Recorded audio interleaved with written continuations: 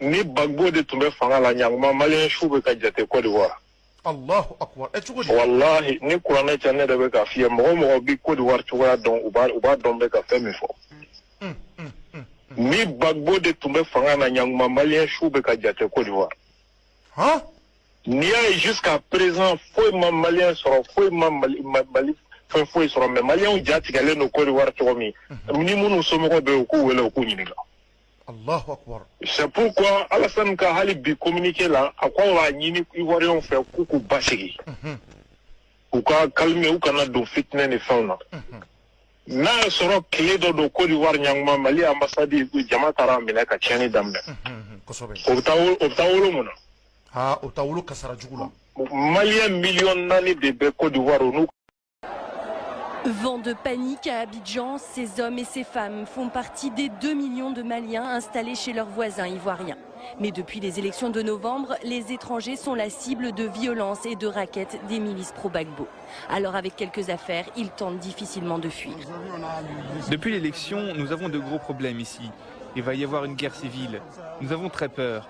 Mais notre gouvernement va nous aider et envoyer 10 bus pour nous rapatrier dans notre pays. Selon le Haut Commissariat aux réfugiés, 1 million de personnes auraient déjà fui la capitale et l'ouest du pays.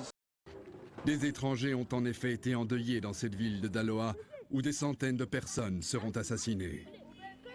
C'est Mama Touré qui avait découvert le corps de son oncle, El Hadj Bakari Touré, riche commerçant malien enlevé en octobre 2002 en compagnie de son frère par des militaires sous les ordres de Laurent Gbagbo.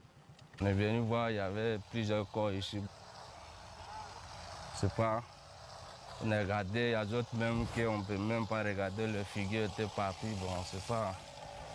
Je me suis dirigé vers là-bas, là. Je suis allé trouver lui, avec son petit frère, avec son tailleur, bon. 10 ans plus tard, la douleur est toujours présente. Et c'est toute la famille qui reste inconsolable. Mon père a toujours vécu avec ce qu'il était, mais il a été pris par l'armée devant tout le membre de la famille. Depuis dans la cour, déjà, il a été blessé devant nous.